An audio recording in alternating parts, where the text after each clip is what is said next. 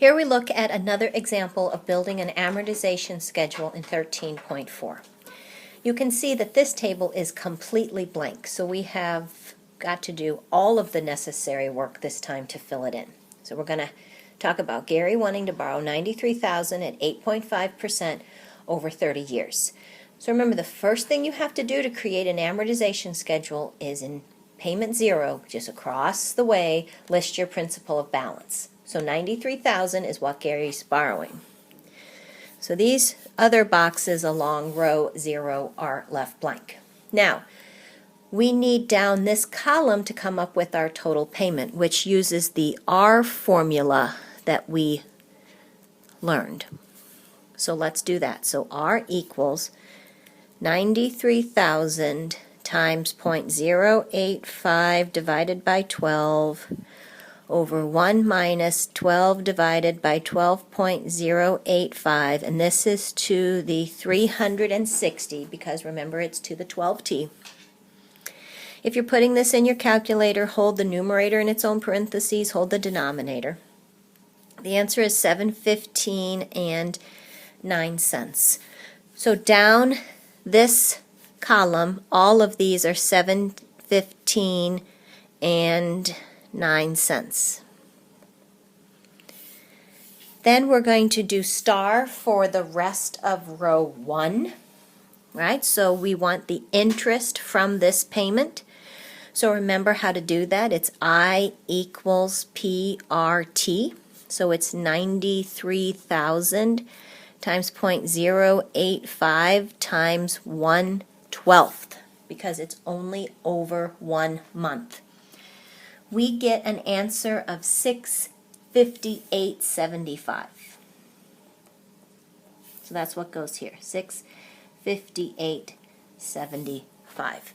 Now remember, to get the next part, your principal payment, these two boxes have to add to 715.09. So I'm going to take 715.09 minus 658.75, and I'm going to get 56.34.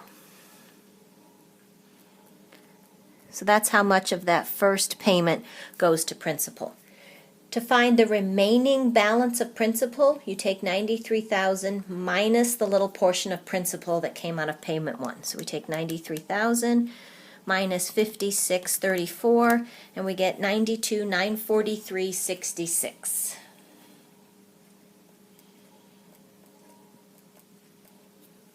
And now we repeat the process. So for double star, we find I again. So I equals PRT, but we're using this new principal, 92,943.66, times the rate doesn't change, times 1/12, because we're still looking over 1 month. We get 658.35.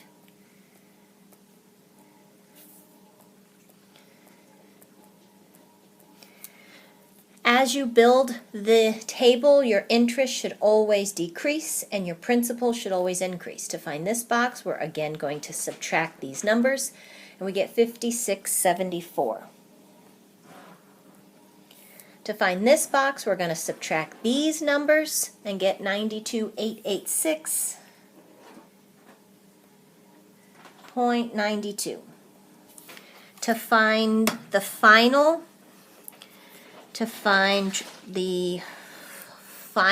row, we will find I again by using the last known principal, 92,886.92 times 0.085 times 1/12.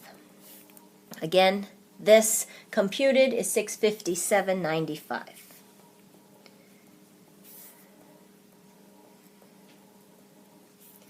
To find the part of the payment that went to principal, you subtract these two amounts. When you subtract these two amounts, you get 57.14. And to find the remaining balance of principal, you subtract the last principal with this small portion. So you get 92,829 and 78 cents. So that completes our table.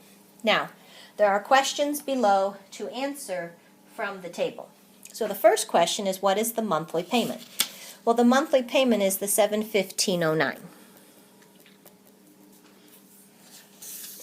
Then it says, what is the amount of the first payment going to interest? So we look across column 1, and what is going to interest? $658.75.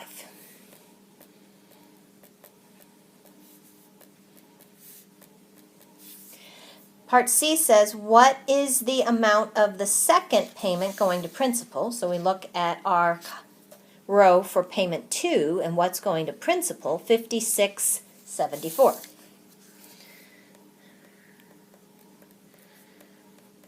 And then last, what is the balance of principal after the third payment? So we go back to our table, and after payment 3, we have a principal balance of $92,829.78.